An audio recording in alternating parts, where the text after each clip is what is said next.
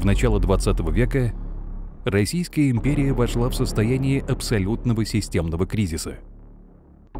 Бездарная внутренняя политика привела к недовольству всех слоев общества. В преддверии скорого краха государство, уже не способное к каким-либо реформам, пытается спасти положение усилением полицейского надзора и репрессий.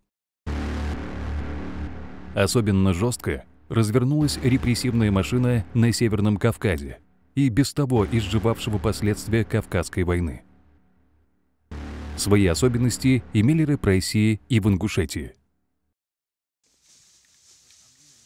К 1903 году ингуши повсеместно перестают платить налоги и штрафы. Массово вырубают объявленные казенными леса, начинают захват земельных участков.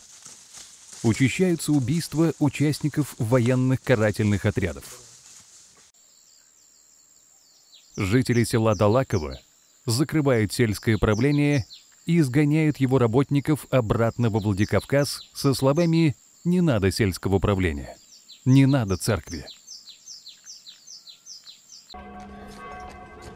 Такая же ситуация складывается и в Центральной России. Назревающий общественный взрыв стал очевиден. 9 января 1905 года в Петербурге была расстреляна мирная демонстрация рабочих. Началась Первая Российская революция. А в Ингушетии выходит распоряжение о запрете собираться группами. Начинается тотальное разоружение населения вплоть до холодного оружия. Одновременно с этим генерал-губернатор Терской области Колюбакин выдает казакам станиц, расположенных внутри и вокруг территории ингушей, 10 тысяч берданок и 1 миллион боевых патронов.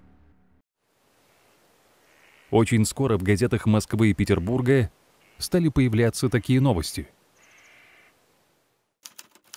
Владикавказ, 30 мая. По частным сведениям, войска, отправленные вчера для прекращения столкновения между карабулакскими казаками и ингушами, открыли огонь из пулеметов по аулу Яндеры. Ингуши потеряли убитыми и ранеными до 30 человек. У казаков оказалось 6 человек убитых и несколько раненых.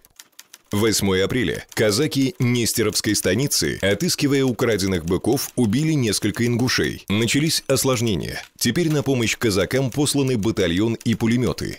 29 мая. Сегодня отсюда выступил отряд с пулеметами против ингушей, отказавшихся уплатить штраф за убитого начальника округа.